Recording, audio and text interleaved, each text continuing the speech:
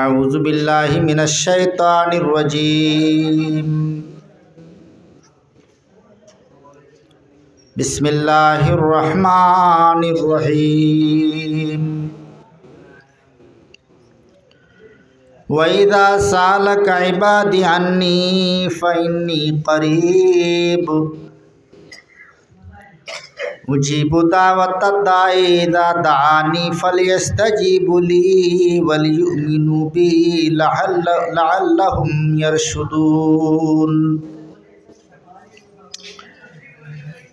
معزز علماء کرام، عزیز طلباء، بزرگوں، ملت اسلامیہ کے شاہی صفت جوانوں، عزیز بچوں، اسلامی رشتے کی ہماری دینی بہنوں،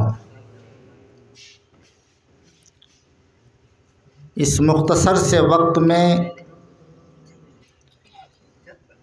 دعا کے آداب، دعا کی اہمیت اور دعا کی فضیلت آپ کے سامنے پیش کرنے کی اللہ کے فضل سے کوشش کروں گا۔ دینی بھائیوں، یقیناً انسان کی زندگی میں کبھی ایسا وقت آتا ہے جب انسان سخت مصیبت میں ہوتا ہے، مدد کے سارے دروازے اس کے لیے بند ہو جاتے ہیں، کہیں سے کوئی مدد اس کو نظر نہیں آتی ہے، لیکن اللہ سبحانہ و تعالی ارشاد فرماتا ہے، اَمَّن یُجِیبُ الْمُضْطَرَّ اِذَا دَعَاهُ وَیَکْشِفُ السُّوءَ۔ ہم سے آپ سے رب کائنات سوال کرتا ہے کہ میرے بندو تم یہ بتاؤ کہ ایسی ہستی کون ہے، ایسی پاورفل ذات کون ہے جو مصیبت زدہ کی مصیبت کو اس وقت دور کر دیتا ہے جب وہ اسے پکارتا ہے۔ اَإِلَٰهٌ مَّعَ اللَّهِ، کیا اللہ کے ساتھ کوئی اور مشکل کشا ہے؟ اللہ سبحانہ و تعالی نے یہ سوال کر کے ہمیں اور آپ کو یہ سمجھایا ہے اور یہ تسلی دی ہے کہ ہم کتنی بڑی مصیبت کے اندر، پریشانی کے اندر گرفتار ہو جائیں، کتنی بھی تکلیف کے اندر ہم مبتلا ہو جائیں، مدد کے سارے دروازے اور سارے راستے ہمارے لیے بند ہو جائیں، لیکن ہمیں اس بات پر ہمیشہ کامل یقین رکھنا ہوگا کہ ایک دروازہ ایسا ہے، ایک بارگاہ ایسی ہے جو 24 گھنٹہ اپنے بندوں کی مدد کے لیے کھلی رہتی ہے، وہ رب کائنات کی بارگاہ ہے۔ اللہ سبحانہ و تعالی نے ارشاد فرمایا، وَإِذَا سَأَلَكَ عِبَادِي عَنِّي فَإِنِّي قَرِيبٌ اجیب دعوت الداعِ اذا دعانی فلیستجیبوا لی ولیؤمنوا بی لعلہم یرشدون۔ اے میرے محبوب پیغمبر، آپ سے میرے بندے جب میرے بارے میں سوال کریں تو آپ فرمائیے کہ میں قریب ہوں۔ دعا کرنے والا جب کبھی دعا کرتا ہے میں قبول کرتا ہوں۔ میرے بندوں کو چاہیے کہ مجھ سے دعا مانگیں، انہیں چاہیے کہ یقین کے ساتھ مانگیں تاکہ کامیاب ہو جائیں، لعلہم یرشدون، تاکہ کامیاب ہو جائیں۔ یہ کامیابی کا نسخہ ہے جو اللہ سبحانہ و تعالی نے ہمیں اور آپ کو دیا ہے کہ ہم اپنے تعلق کو اللہ تعالی سے مضبوط رکھیں، اپنی بیماریوں کے اندر اللہ کو یاد کریں، मुसीबतों परेशानियों में अल्लाह तबारक व तआला को पुकारें।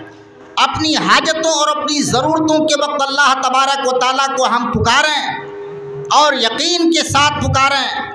यकीनन हम मांगते मांगते थक सकते हैं, लेकिन अल्लाह सुब्हानहू व तआला देते हुए नहीं थकता, नहीं उगता था। अल्लाह रब्बुल आलमीन हमसे आपसे मोहब्बत करता है, वह हमसे आपसे प्यार करता है। अल्लाह सुब्हानहू व तआला चाहता है कि मेरे बंदे कामयाब हो जाएं। कामयाब करने के लिए अल्लाह सुब्हानहू व तआला ने हमें और आपको ये नसीहत की कुरान मजीद के अंदर, वनहनु अक़रबु इलैहि मिन हब्लिल वरीद, और मैं अपने बंदों के शह रग से भी ज़्यादा करीब हूँ। दीनी भाइयों, अल्लाह के नबी सल्लल्लाहु अलैहि वसल्लम ने इरशाद फरमाया, इन्ना रब्बकुम हय्युन करीम यस्तही मिन अब्दिही इदा रफ़ा यदैहि इलैहि अन यरुद्दहुमा सिफ़रा, कि बेशक तुम्हारा रब हया करने वाला, करम करने वाला है। अल्लाह ताला शर्माता है उस वक्त अपने बंदे से जब अपने हाथों को अल्लाह के सामने फैलाता है, अल्लाह ताला खाली हाथ वापस करते हुए शर्माता है। इस कदर अल्लाह ताला दाता है, इतना सखी और फैयाज है, इतना दयालु है, इस कदर अल्लाह तबारक व तआला खर्च करने वाला है। अल्लाह सुब्हानहू व तआला इतना अता करने वाला है। अल्लाह सुब्हानहू व तआला इस कदर सखी है कि बिन मांगे देता है और मांगने वालों को ज़रूर देता है, और हाथ फैलाने वालों को ज़रूर अता फरमाता है कि खाली हाथ वापस करते हुए उसे हया और शर्म आती है। इतने बड़े दरबार का सवाली खाली हाथ कैसे वापस कर दिया जाए? यह और बात है कि पुकारने वाला कोई भी हो, मांगने वाला कोई भी हो, आज हमारे अंदर ये गलत फहमी डाल दी है शैतान ने कि लोगों ने ये समझ रखा है कि अल्लाह रब्बुल आलमीन सिर्फ करीबी बंदों की ही दुआएं कबूल फरमाता है, सिर्फ नेक मुत्तकी परहेजगार वली अल्लाह और औलिया अल्लाह ही की दुआएं कबूल फरमाता है। याद रखिए, ये गलत फहमी है। अल्लाह सुब्हानहू व तआला सबकी दुआएं कबूल फरमाता है। लोगों ने, शैतान ने ये समझा रखा है लोगों में कि अल्लाह तबारक व तआला गुनाहगारों की दुआएं कबूल नहीं करता और नेक लोगों की सब दुआएं कबूल कर लेता है। ये बहुत बड़ी गलत फहमी है। किताब व सुन्नत के हवाले से अगर बात की जाए तो पता चलेगा। आप खुद जानते हैं, थोड़ी सी तवज्जो की ज़रूरत है। ये बताइए कि शैतान से बड़ा गुनाहगार कौन है? इबलीस से बड़ा नाफरमान अल्लाह का कौन है? लेकिन एक मर्तबा इबलीस ने अल्लाह ताला से दुआ किया, कहा, या अल्लाह, आए मेरे रब, क़यामत तक के लिए तू मुझे ज़िंदगी दे दे। अल्लाह तबारक व तआला को मालूम था कि इसकी नीयत ख़राब है।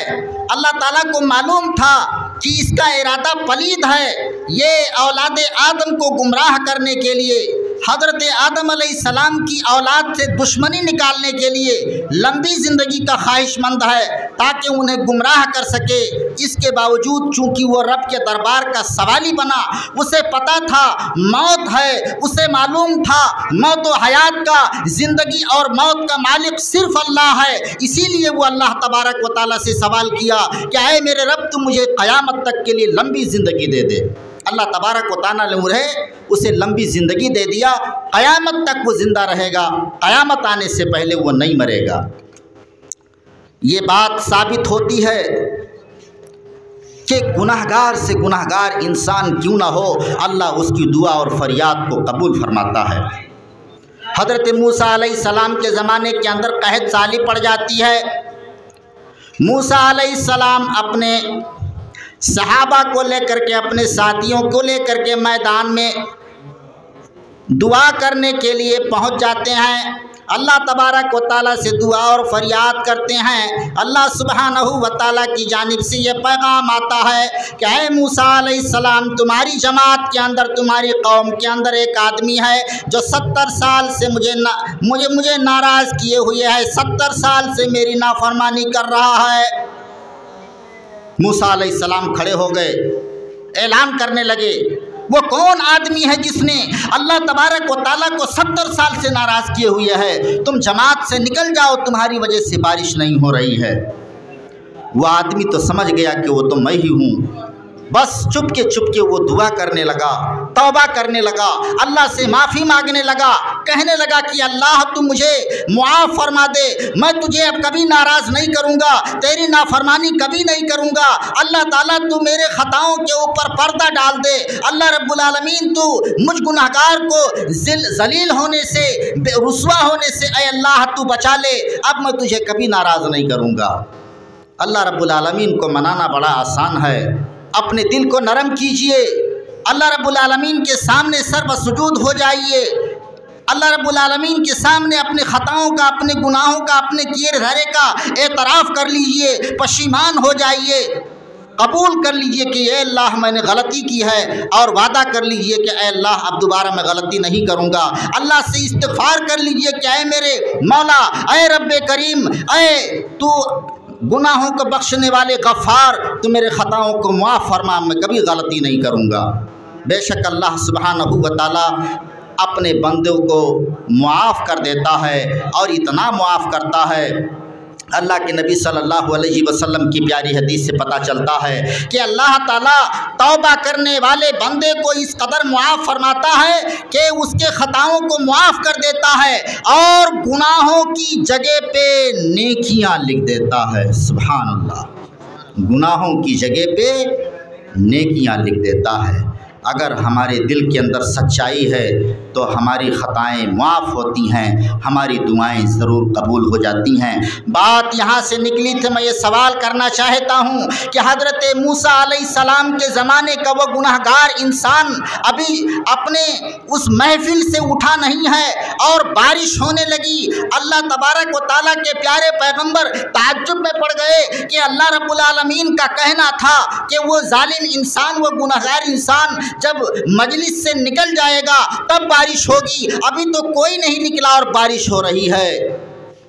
موسیٰ علیہ السلام کو اللہ تبارک و تعالیٰ بتلایا، وہ تو کلیم اللہ تھے، اللہ تعالیٰ ان سے بات کرتا تھا۔ فرمایا میرے اس 70 سال کے گناہگار بندے نے توبہ کر لیا، میرے اس 70 سال کے گناہگار پاپی ظالم بندے نے مجھ سے معافی مانگ لی، میں نے اس کے گناہ کو معاف کر دیا، اور اس کے آبرو کو بچا لیا، اس کو رسوا ہونے سے بچا لیا۔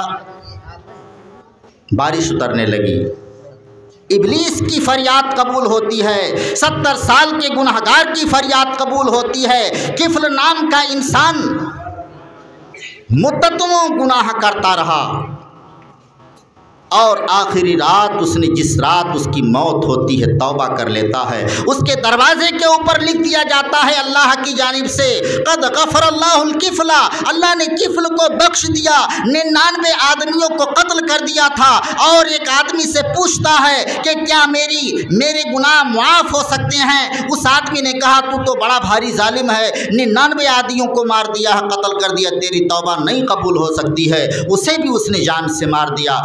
اس نے جب پوری کر لی، ایک اور آدمی سے پوچھتا ہے کہ میں نے خطا کی ہے، 100 آدمیوں کو مار دیا، کیا میری توبہ قبول ہو سکتی ہے؟ ایک عالم آدمی نے کہا کہ ہاں، تو اس گندی بستی کو چھوڑ دے، اچھے لوگوں میں جا، تیری توبہ قبول ہو سکتی ہے۔ دعا مانگنے والے، توبہ کرنے والے کی توبہ اللہ ضرور قبول فرماتا ہے۔ وہ جاتا ہے اس نیک بستی میں، راستے ہی میں اس کی وفات ہو جاتی ہے، اللہ تبارک و تعالیٰ اس کی توبہ کو قبول کر لیتا ہے، اور اس کی بخشش کر دی جاتی ہے۔ کون کہتا ہے گناہگار کی توبہ قبول نہیں ہوتی ہے؟ سچے دل سے مولائے کائنات کو پکارنے والا کبھی ناکام نہیں ہوتا، سچے دل سے مولائے کائنات کو پکارنے والا کبھی نامراد نہیں ہوتا۔ اللہ رب العالمین سب کی فریاد اور دعا کو ضرور قبول فرماتا ہے۔ عزیزان ملت، ہمیں چاہیے کہ اللہ تبارک و تعالیٰ سے ہم فریاد کرنے والے بنیں، اللہ رب العالمین سے دعا کرنے والے بنیں۔ یاد رکھیے میرے بھائیوں، اللہ کے نبی صلی اللہ علیہ وسلم نے فرمایا، بندہ جب دعا کرتا ہے تو یا تو اللہ تبارک و تعالیٰ اس کی دعا کو فوراً قبول کر لیتا ہے، یا تو اللہ تبارک و تعالیٰ وہی چیز دیتا ہے، یا اللہ تبارک و تعالیٰ اسے وہ چیز نہیں دیتا، لیکن اس کے دعاؤں کے برابر کسی آفت اور بلا سے، کسی حادثے سے، کسی نقصان سے اسے بچا لیتا ہے۔ اور دعا کی قبولیت کی تیسری شکل آقا علیہ السلام نے یہ بتلایا کہ قیامت کے دن بندے کو اس کے دعا کا اجر و ثواب اللہ تعالیٰ دے گا، اس کے حق میں بیلنس کر دیتا ہے، ذخیرہ کر دیتا ہے۔ میرے بھائیوں، تو میں یہ کہنا چاہتا ہوں کہ دعا ضرور قبول ہوتی ہے، مانگنے والا کوئی بھی ہو۔ اور یہ غلط فہمی ہے کہ صرف بزرگوں کی دعائیں قبول ہوتی ہیں۔ عزیزان گرامی، اللہ رب العالمین کے اوپر کوئی زبردستی نہیں کر سکتا ہے، اللہ رب العالمین کے اوپر کوئی دباؤ نہیں ڈال سکتا ہے۔ اللہ رب العالمین کی اپنی مرضی ہے، جس کی چاہے قبول کرے اور جس کی چاہے نہ قبول کرے۔ یاد رکھیے کہ سب کی دعا اور فریاد کو اللہ تبارک و تعالیٰ قبول فرماتا ہے، وہ کوئی بھی ہو۔ لیکن قبولیت کی الگ الگ شکلیں ہیں، کسی کو دنیا میں دیتا، کسی کو آخرت میں دیتا، کسی کی آفت اور بلا کو ٹال دیتا۔ دعا ضرور قبول ہوتی ہے، ایسا نہیں ہوتا ہے کہ مانگنے والے کی دعا اور فریاد قبول نہ ہو۔ قبولیت کا مطلب یہاں ہے یہ ہے کہ بندہ جو مانگ رہا ہے کیا وہ چیز اسے ملی یا نہیں ملی۔ تو یاد رکھیے یہ چیز، یہ وصول بہتر طریقے سے ذہن نشین کر لیجئے کہ مانگنے والا اگر اللہ کا متقی پرہیزگار ولی اللہ ہے، اولیاء اللہ کی دعائیں اللہ رب العالمین زیادہ قبول فرماتا ہے۔ بہت سے اللہ کے ایسے محبوب بندے ہوتے ہیں جو مستجاب الدعوات ہوتے ہیں، کثرت سے ان کی دعائیں اور فریادیں اللہ تعالیٰ قبول فرماتا ہے، لیکن اللہ رب العالمین کے اوپر کوئی زبردستی نہیں کر سکتا۔ یاد رکھیے حضرت ابراہیم خلیل اللہ، انہوں نے حشر کے میدان میں اپنے باپ آزر کو دیکھیں گے۔ آزر وہ تھا جو بت بناتا تھا، بت کی تجارت کرتا تھا، بت کی عبادت کرتا تھا۔ اللہ تبارک و تعالیٰ کو یہ چیز قطعاً پسند نہیں کہ اللہ کی ذات کے اندر، اس کی صفات کے اندر، اس کی عبادت کے اندر کسی کو شریک ٹھہرایا جائے، اللہ کا پارٹنر کسی کو مانا جائے۔ یہ اللہ رب العالمین کو نہیں برداشت ہے، یہ خطا اللہ رب العالمین نہیں معاف کرے گا۔ اس کا اعلان ہے قرآن مجید کے اندر، وَمَن يُشْرِكْ بِاللَّهِ فَقَدْ حَرَّمَ اللَّهُ عَلَيْهِ الْجَنَّةَ وَمَأْوَاهُ النَّارُ وَمَا لِلظَّالِمِينَ مِنْ أَنصَارٍ۔ جس نے بھی شرک کیا، اللہ رب العالمین کی ذات میں کسی کو پارٹنر بنایا، اس کی صفات کے اندر کسی کو پارٹنر بنایا، اس کی عبادت و بندگی کے اندر کسی کو پارٹنر بنایا، تو اللہ رب العالمین کا اعلان ہے کہ اللہ تعالیٰ اسے جہنم کے اندر داخل کرے گا۔ جنت اس کے اوپر حرام ہے، اس کا ٹھکانہ جہنم ہے۔ حضرات گرامی، تو حضرت ابراہیم علیہ السلام اپنے باپ کو دیکھیں کہ جو دنیا میں ایمان نہیں لایا تھا، ذلیل اور رسوا حشر کے میدان میں دیکھیں گے، اللہ تعالیٰ سے دعا کرنے لگیں گے۔ باپ ہے، ہر شخص کو فطری طور پر محبت ہوتی ہے، دعا کرنے لگیں گے تو اللہ تبارک و تعالیٰ ابراہیم علیہ السلام کی یہ دعا نہیں قبول فرمائے گا۔ کیوں؟ اس لیے کہ اللہ تبارک و تعالیٰ کا یہ وصول ہے کہ جو ایمان نہیں لایا آخرت میں وہ کامیاب نہیں ہو سکتا، جو ایمان نہیں لایا اللہ کی جنت کے اندر وہ داخل نہیں ہو سکتا۔ ہمارے پیارے محبوب، پیارے پیغمبر کہ اللہ کے بعد اگر کسی کا رتبہ ہے، اللہ رب العالمین کے بعد اگر کسی کا مقام ہے تو وہ ہمارے آقا پیارے مصطفیٰ حضرت محمد رسول اللہ صلی اللہ علیہ وسلم کا مقام و مرتبہ ہے کہ ان کے شان کو نہ کوئی فرشتہ پہنچ سکتا، نہ کوئی جنات پہنچ سکتا، نہ کوئی ولی اللہ پہنچ سکتے ہیں۔ سب سے اعلیٰ رتبہ اور مقام اگر کسی کا ہے اللہ کے بعد تو وہ ہمارے پیارے نبی محمد صلی اللہ علیہ وسلم ہیں۔ ایک مرتبہ ہمارے پیارے نبی صلی اللہ علیہ وسلم نے دعا کیا، بہت ساری دعائیں کی ہیں لیکن ایک دعا کا یہاں بیان ہو رہا ہے۔ ہمارے پیارے آقا صلی اللہ علیہ وسلم نے دعا کیا کہ اے اللہ میری امت ڈوب کر کے نہ مرے، اے اللہ میری پوری امت ڈوب کر کے نہ مرے۔ دوسری دعا فرمائی اے اللہ میری پوری امت قحط سالی کی شکار نہ ہو۔ تیسری دعا فرمائی اے اللہ میری امت آپس میں جھگڑا نہ کرے۔ तो अल्लाह तबारक व तआला ने 2 दुआ कबूल फरमाई कि डूब करके सारे लोग नहीं मरेंगे, कैद साली से सारे लोग नहीं मरेंगे, और आपस में झगड़ा ना करें। इस दुआ को अल्लाह ने अपनी हिकमत और मसलहत से अपने महबूब पैगंबर की दुआ कबूल नहीं फरमाई। कैसे कह सकते हैं कि नेक लोगों की सब दुआ कबूल होती है? ये बातिल अकीदा है। इसकी वजह से लोग ये समझते हैं कि हम क्या मांगे हमको तो मिलेगा ही नहीं। हाँ, अल्लाह के नेक बंदों को की दुआएं सब कबूल हो जाती हैं, इसलिए उनसे मांगना शुरू कर देते हैं, अल्लाह से मांगना छोड़ देते हैं। याद रखिए, अल्लाह के हबीब सल्लल्लाहु अलैहि वसल्लम ने इरशाद फरमाया, इन्ना दुआ हुवल इबादा, दुआ ही इबादत है। दुआ इबादत है, और इबादत किसकी की जाती है? अल्लाह की जाती है। इसलिए दुआ सिर्फ़ अल्लाह से किया करें, ये अल्लाह का हक़ है।